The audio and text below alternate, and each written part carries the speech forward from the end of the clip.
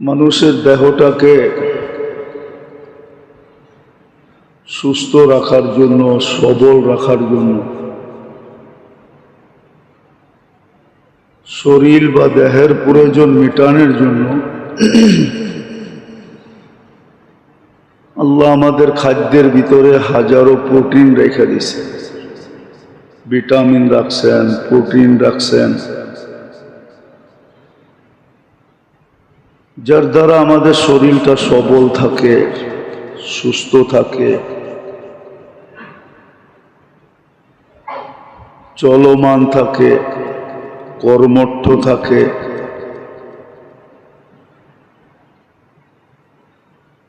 আর অক্লান্ত পরিশ্রমের যোগ্যতাও থাকে, যার কারণে মানুষ কখনো শারীরিক পরিশ্রম করায় সক্ষম হয়, কখনো ব্রেন দ্বারা পরিশ্রমেও সক্ষম হয়। ৮ ঘন্টা পরিশ্রম করে, কখনো 12 ঘন্টা করে, এমনও দেখা যায় মানুষ 16 ঘন্টা পরিশ্রম করে। এটা আল্লাহ জাল্লে জালালুহু আম্মা নওয়ালুহুর ইহসান যে খাদ্যের ভিতরে ভিটামিন রাখছেন, প্রোটিন রাখছেন, বিভিন্ন ধরনের উপাদান রাখছেন। আমরা খাইতে থাকি, সজীব হইতে থাকি, সুস্থ থাকি, সবল থাকি, কর্মঠ থাকি। এটা তো সারা দুনিয়া এক বাক্যে মাইনা নেবে, কেউ এটার ভিতরে বিরোধ করবে না। এমনকি যে আল্লাহকে বিশ্বাস করে না সেও বিরোধ করবে না। আর আল্লাহকে যে বিশ্বাস করে সে তো করবে না, চিরসত্য। বড় মনোযোগ দিয়া শুনতে হবে, নাইলে বুঝে আসবে না। আর যেটা বুঝে না আসে এটা করাও সহজ হয় না। আর যখন বুঝে আসে তো করাটা অনেক সহজ হয়। প্রবাদ বাক্য এটাই বলে। এই জন্য বাংলা একটা প্রসিদ্ধ প্রবাদ বাক্য আছে, কোন জায়গায় বলে বন্দের মন, কোন জায়গায় বলে বন্ধুর মন। যদি থাকে বন্ধুর মন, নদী পাড়িতে কতক্ষণ। কোনো কিছু দ্বিধা হয় না। এই জন্য বুঝার জন্য মনোযোগ চাই। যত বেশি মনোযোগ হবে, আর কথা শোনার ব্যাপারে যত বেশি মনোযোগী হব, তত বেশি দিলের ভিতরে কাঁদবে, বসবে, আমল সহজ হবে।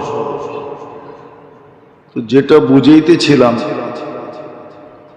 কথাটা যদিও সূক্ষ্ম, কিন্তু তারপরও ধ্যান দিলে বুঝে আসবে। আর এটা আল্লাহর ওয়াদা।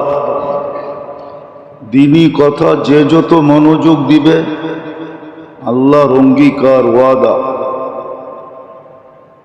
আমি তাকে বুঝাইও দিব, আবার কঠিনটাকে সহজও করে দিব। এটা আল্লাহর ওয়াদা। এই জন্য খুব মনোযোগ দিয়া আমাদের পান করা হোক আর ভক্ষণ করা হোক, প্রত্যেকটা জিনিসের ভিতরে আল্লাহ আমাদের স্বাস্থ্যের জন্য, সবলতার জন্য, সুস্থতার জন্য। এই জন্যই কোনো কবি লিখছিলেন, যদিও আমরা হয়তো কোনোদিন শুনি নাই আর শুনলেও মনে নেই, এই জন্য কোনো লেখক, কোনো মনীষী লিখছিলেন, ভালো মতে বুঝতে হবে। इलाज हो सके दवा से, इलाज हो सके ग़िज़ा से, परहेज करो दवा से। इलाज अगर हो सके ग़िज़ा से, ग़िज़ा बुझें, खाद्य द्वारा यदि चिकित्सा संभव है तो परहेज करो दवा से। মেডিসিন খাওয়া ছেড়ে দাও, কেননা আমাদের খাদ্যের ভিতরে আল্লাহ দেহের জন্য সবকিছু রেখে দিয়েছেন। আরেকটা প্রবাদ বাক্য আছে, প্রবাদ বাক্য না, মনীষীর কথা, ওটা আরো উচ্চাঙ্গের। इलाज हो सके दुआ से, परहेज करो दवा से। চিকিৎসা যদি দোয়া দিয়া হয় তাহলে ওষুধের কোনো ওষুধ ছেড়ে দাও। দুটোটাই সোনার অক্ষরে লেখার মতো, সোনার পানি দিয়ে লেখার মতো কথা। যদিও আমাদের মাথার উপর দিয়ে উড়া যাবে, আমাদের কাছে কোনো মূল্য হবে না, কিন্তু যার কাছে মূল্য আছে, খুব আছে, যে এলাজ হো সকে গেজা সে, এটাও কোনো ডাক্তারেরই লেখা। কোনো হাকিম, দেহ সম্বন্ধে যারা খুব জানে, গভীর জ্ঞানের অধিকারী, সে যেটা জানে ওইটাই সে লেখছে। এলাজ হো সকে গেজা সে, পরহেজ করো দাওয়া সে। যদি খাদ্য দ্বারা চিকিৎসা সম্ভব হয়, আর সম্ভব, দুনিয়া দেখতেছে।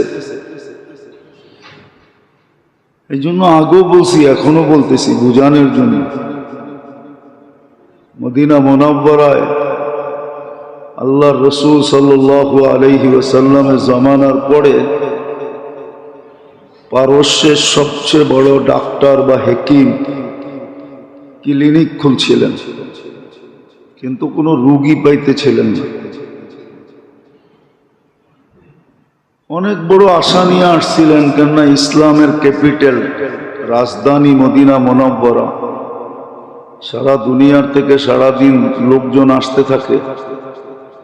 ভাবছে ব্যবসা জমজমাট হবে। এখন তো আর পারস্য কেউ আসে না, খুব কমই আসে।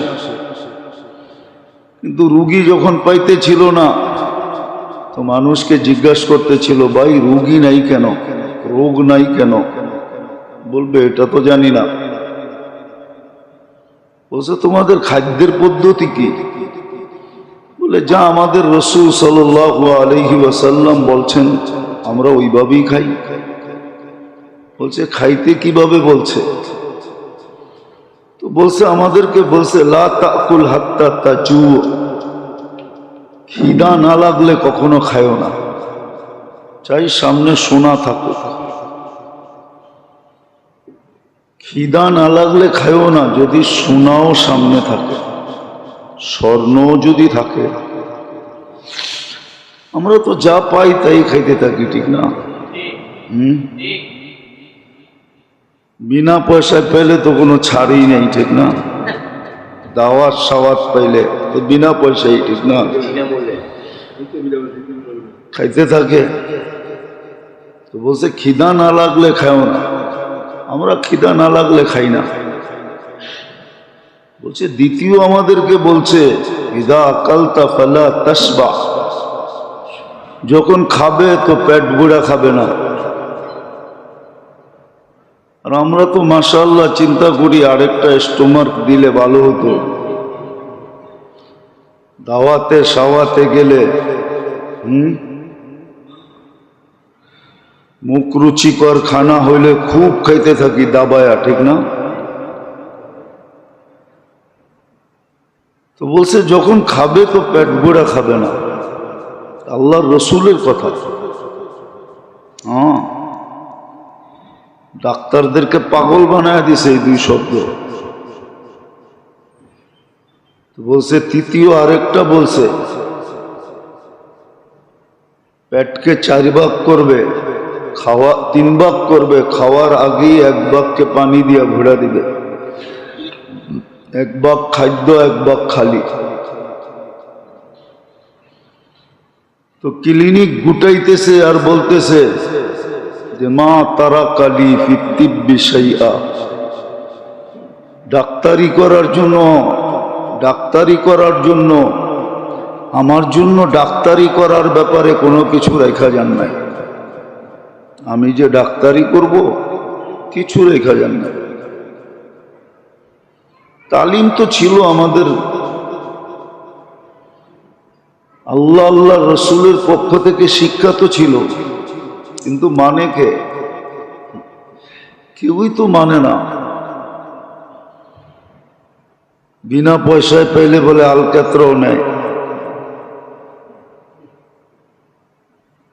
আমাদের যেটা বলতেছিলাম যে আমাদের দেহের জন্য, খাদ্যের ভিতরে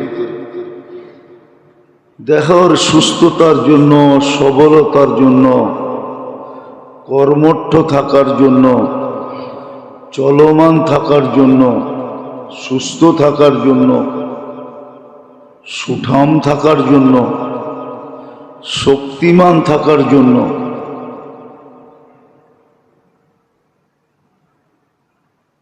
আল্লাহ খাদ্যের ভিতরে সবকিছু রাখছেন। সব কিছু খাদ্যের ভিতরে রাখছেন।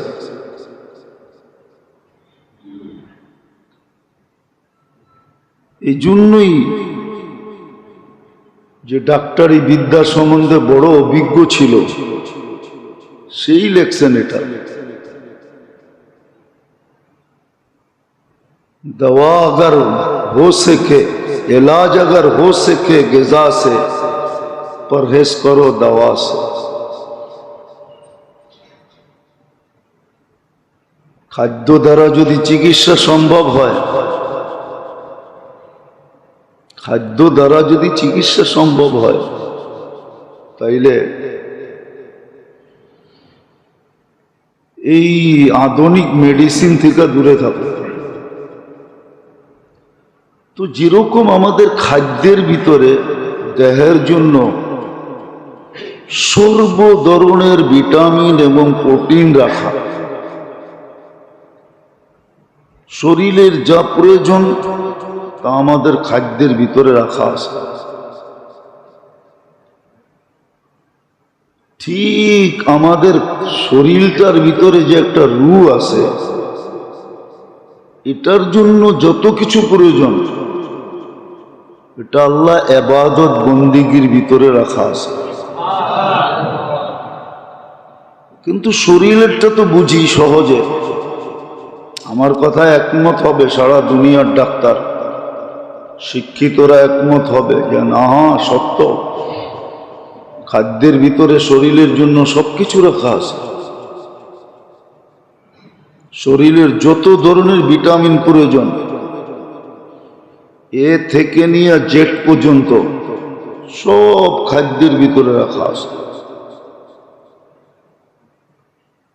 কোন খাদ্য এরকম আছে যে একটার ভিতরেই সবকিছু রাখা আছে, কোন খাদ্য এরকম আছে যে 2, 4, 5টা 10টা একটার ভিতরে ঢুকায় দিছে। আমরা জানি না, আমরা জানি না, এই জন্য ব্যবহারও করতে পারি না। আবার ব্যবহার পদ্ধতিও জানি না যে কিভাবে ব্যবহার করতে হয়। খাদ্য পদ্ধতিও আমরা জানি না যে খাদ্যের পদ্ধতি কি হবে, এটাও আমরা জানি না। খুব কম মানুষ জানে। যারা জানে তারাও প্রচার প্রসার করে না।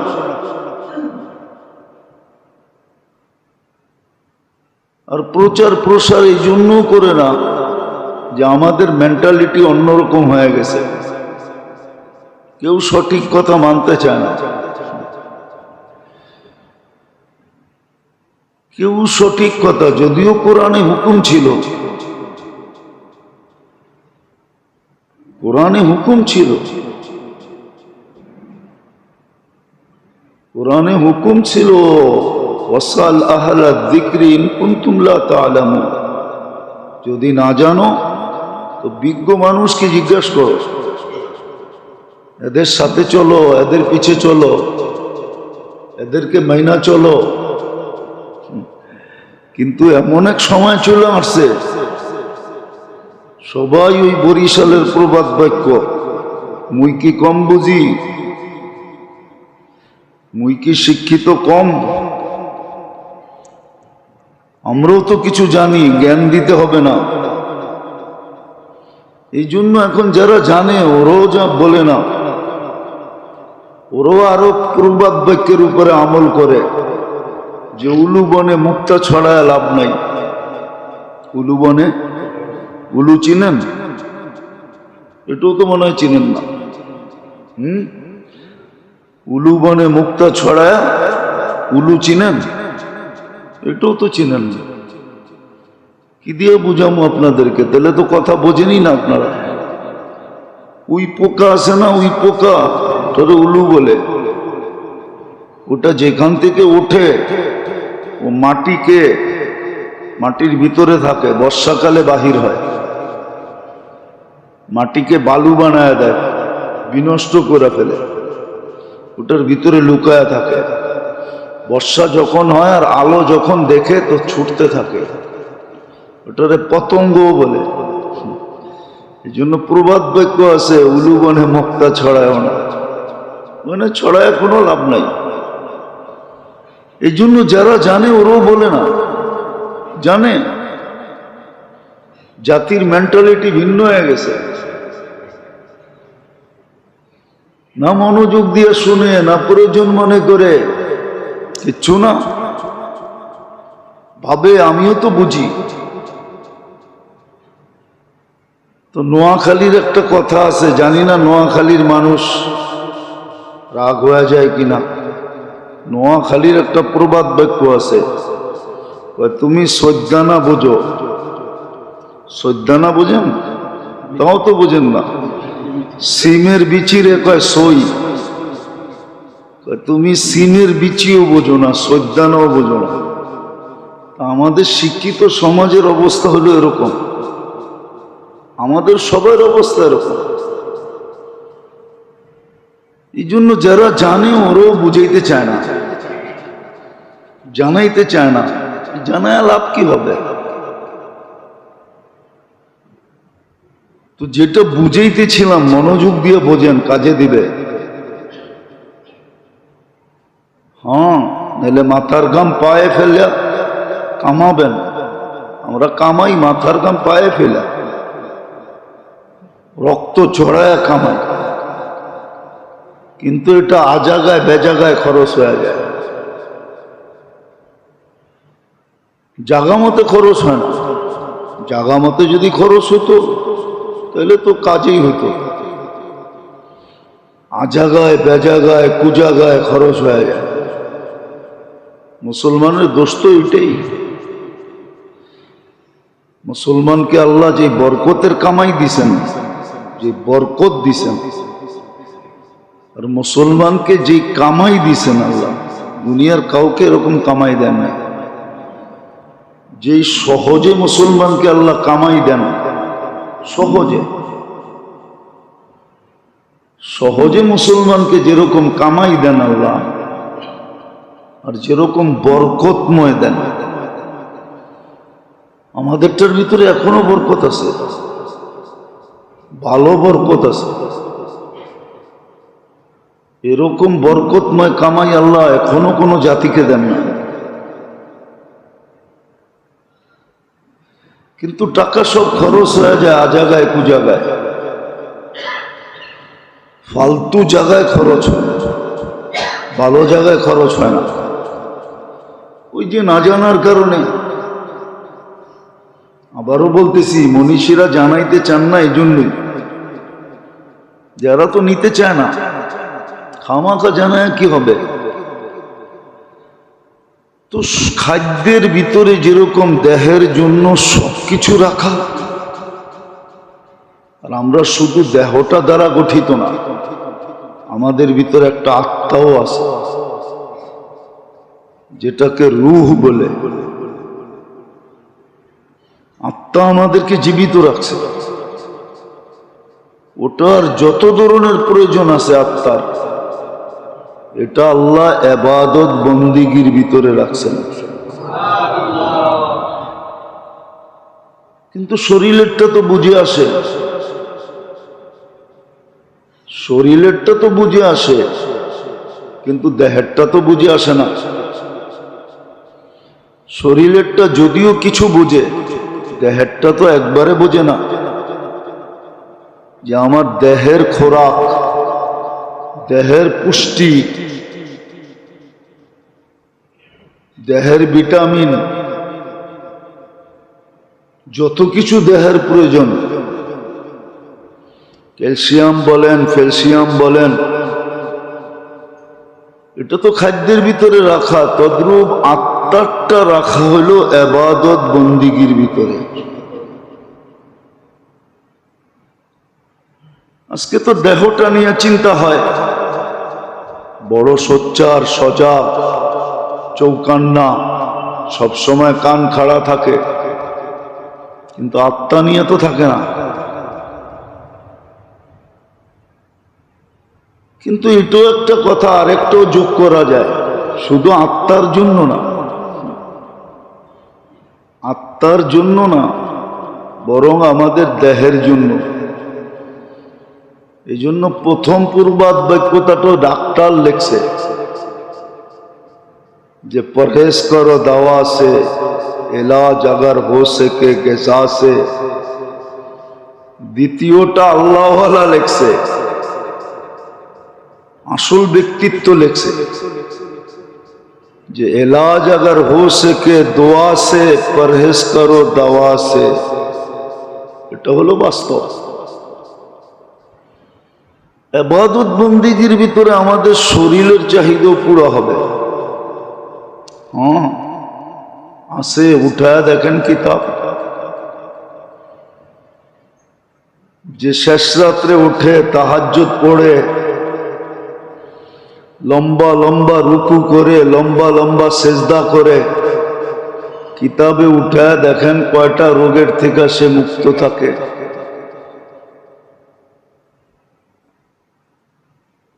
কিতাব উঠায় দেখেন, বেরাস তো ঘন্টা ভর করি, ঠিক না?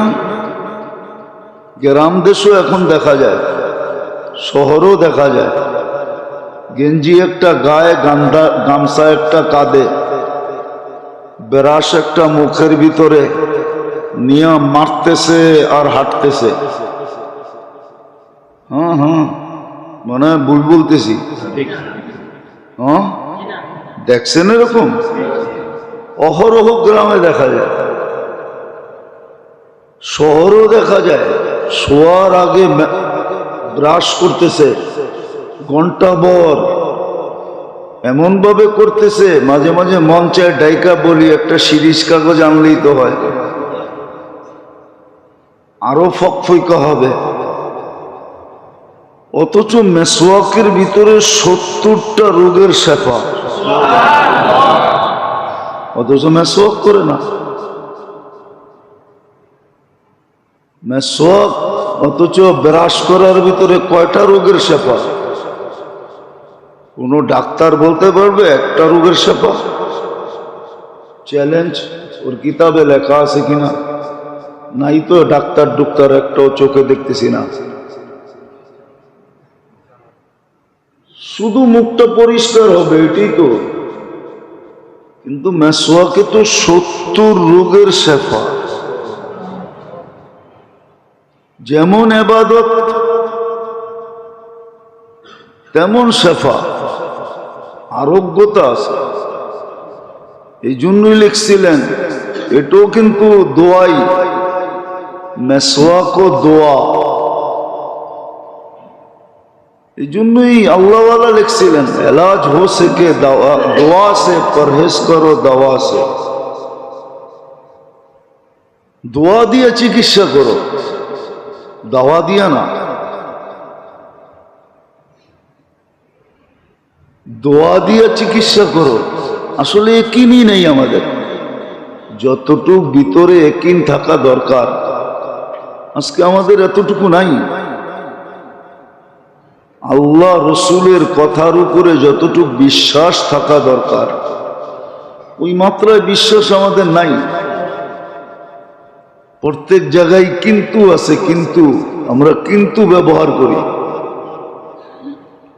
বা কিভাবে এটা ব্যবহার করি। যতটুক বিশ্বাস থাকা দরকার এতটুক নাই। থাকলে তো সত্যই হইতো, যাদের ছিল ওনারা উপকৃত হয়েছেন, নাহলে আবু দারদা রাদিয়াল্লাহু তাআলা আনহুর কাহিনী কিতাবে কেন আসবে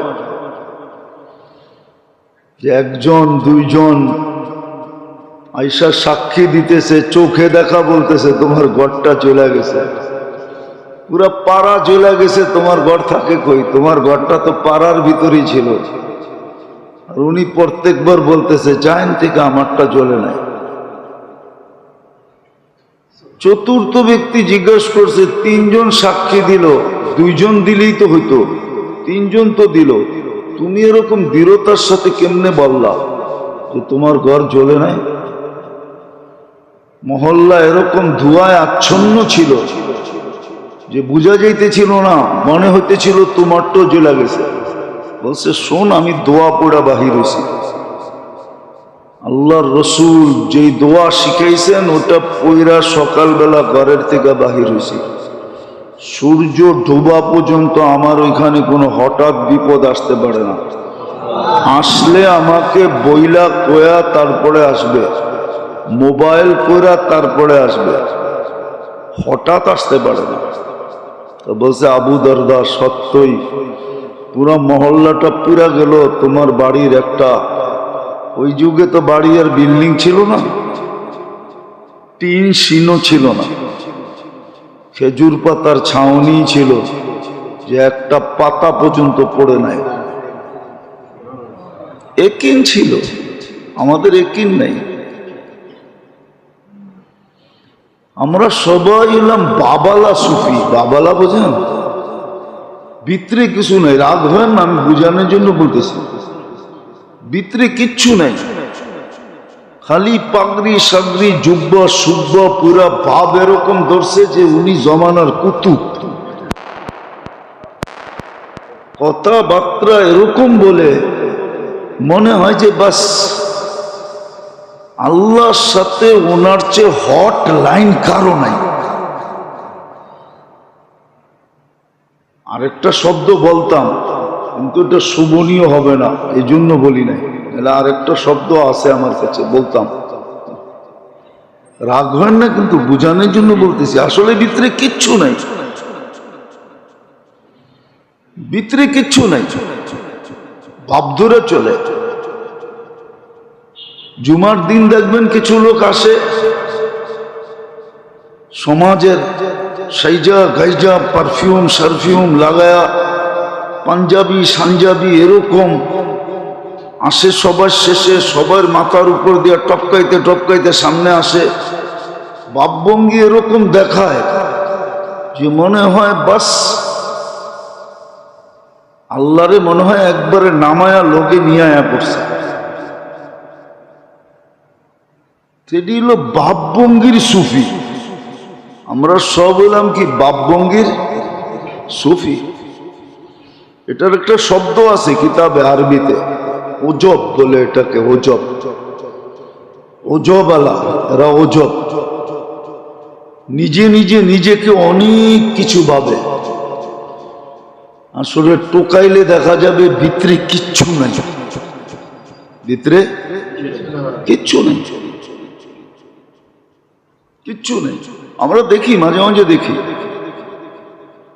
মাঝে মাঝে দেখি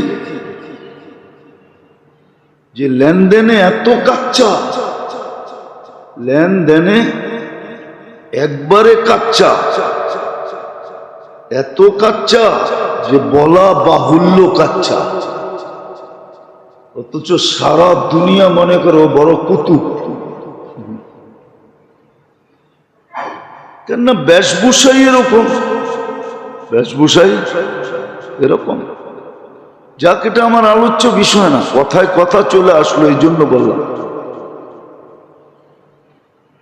তো শরীরের জন্য যেরকম খাদ্যের ভিতরে আল্লাহ শরীরের সমস্ত প্রয়োজন, সর্ব ধরনের ভিটামিন বলেন, ক্যালসিয়াম বলেন, প্রোটিন বলেন, যা কিছু তা বলেন, যেটা শরীরের দরকার ওটা খাদ্যের ভিতরে রাখা।